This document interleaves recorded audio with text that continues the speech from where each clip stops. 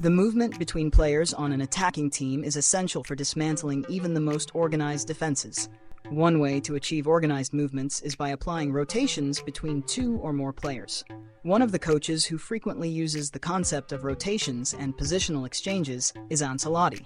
Ancelotti is a coach who favors a fluid style of play, using many rotations and positional exchanges while giving players the freedom to make decisions as the game situation presents itself. In other words, the movements are coordinated and executed with the goal of causing confusion in the opposing defense and creating some form of disorganization. At this point, his players are given total freedom to improvise and use all the skills at their disposal. A frequently repeated movement by Ancelotti's Real Madrid is the positional exchange between the fullback and the midfielder. Ancelotti uses variations between the 4-3-1-2, with a diamond in the middle, and the 4-3-3 at Real Madrid. Many times, Ancelotti had Mendy at left back and Kroos in midfield on the left side. Everyone knows about Kroos's quality in the build-up play, especially when he drops deeper into areas with less pressure. In this scenario, the left winger, usually Vinny Jr., could also move into more central areas to open up the flank for Mendy. Mendy would advance down the flank, clearing this area, while Kroos would shift to the left side. Kroos would then find himself in a very comfortable situation, keeping the ball on his dominant right foot with space to make long passes or switch play. In simplified terms, this movement was essentially this rotation. These rotations and positional exchanges, while important principles in Ancelotti's game, are not exclusive to the Italian coach and are used by coaches with very different playing styles. But are there principles that can be applied to rotations regardless of the style of play? And when is it useful to apply rotations and positional exchanges to break down opposing defenses? That's what we're going to discuss in this video. To fully understand the objectives behind rotations, we need to introduce some specific concepts, such as the concept of the third man. The third man is a tactical maneuver aimed at finding a pass to a player who is free but initially inaccessible. For example, imagine our team has the ball here, in the build-up phase. The opponent presses our player with the ball, but leaves our defensive midfielder free. However, the opponent knows he's free and pressures our player with the ball, closing off the passing lane to our midfielder.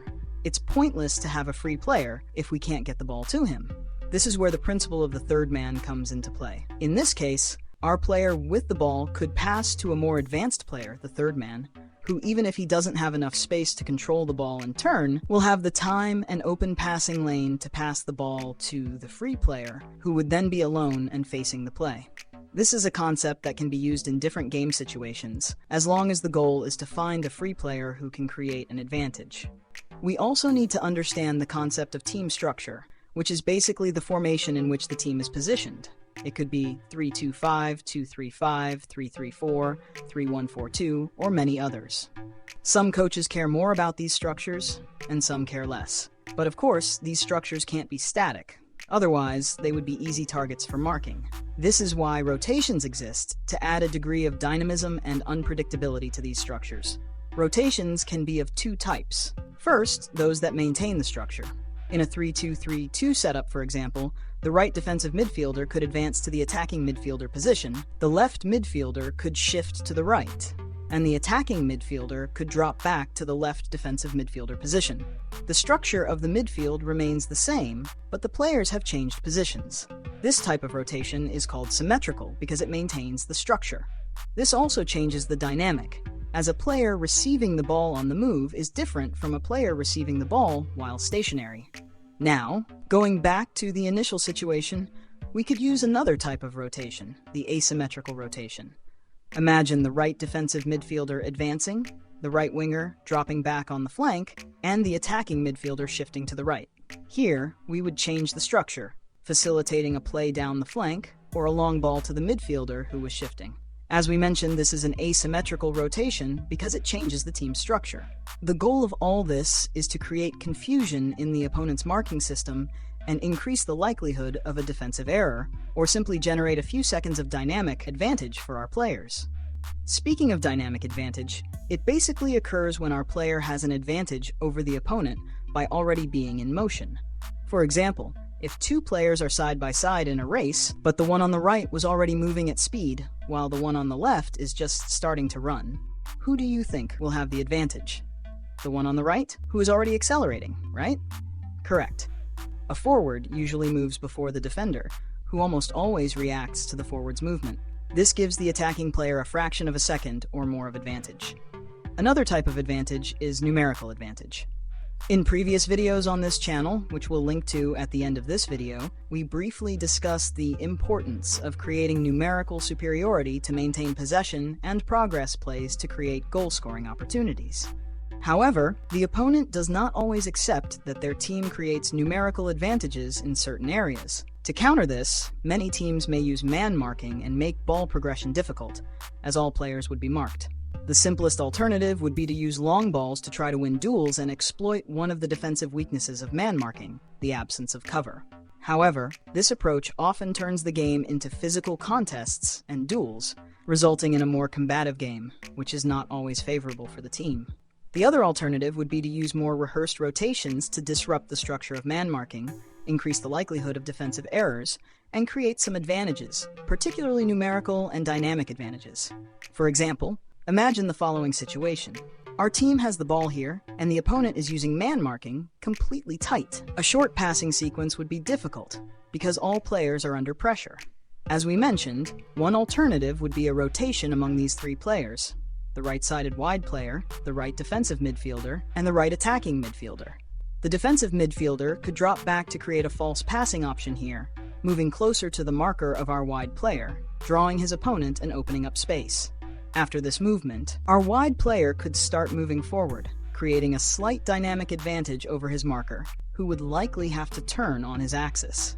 This advantage would likely be enhanced by the movement of our defensive midfielder, who, by arriving in this area within the marker's field of vision, could attract some of his attention, giving more time for our wide player to escape. At the same time, our attacking midfielder could drop into the space opened by our defensive midfielder. And here we have two possibilities. The first is the marker of our attacking midfielder following him, opening up space on the flank, which would be exploited by the moving wide player. The other possibility is the marker of our attacking midfielder noticing the advance of our wide player and allowing our attacking midfielder to drop back alone. In this case, the space for our wide player would be closed. But we could apply the previously explained concept of the third man, as our attacking midfielder could receive the ball centrally, draw the attention of his marker, and trigger the overlap of the wide player. Even if the attacking midfielder's marker does not press even when the ball reaches him, the attacking midfielder could have some time to turn and face the play, creating a chance. In summary, in this example, we only made this simple rotation, which could create these advantages, even intuitively. However, attention needs to be given to a small detail when considering rotations. The team might lose the ball during some of these rotation moments. This could leave some players out of position. First, considering the team's structure.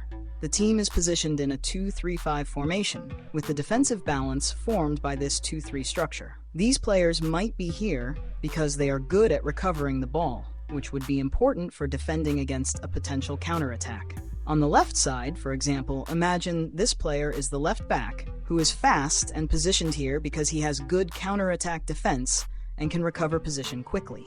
It's beneficial for this player to make overlapping runs occasionally during the match to add unpredictability to the attack. This can be achieved through a rotation. The winger needs to open up space, so he moves centrally, the fullback advances along the flank, and the midfielder moves to cover the position the fullback was occupying. This will vary depending on the squad and available players, but it's possible that this midfielder might not have the same ability to defend against a counterattack or press quickly after losing the ball as the fullback, slightly weakening the balance.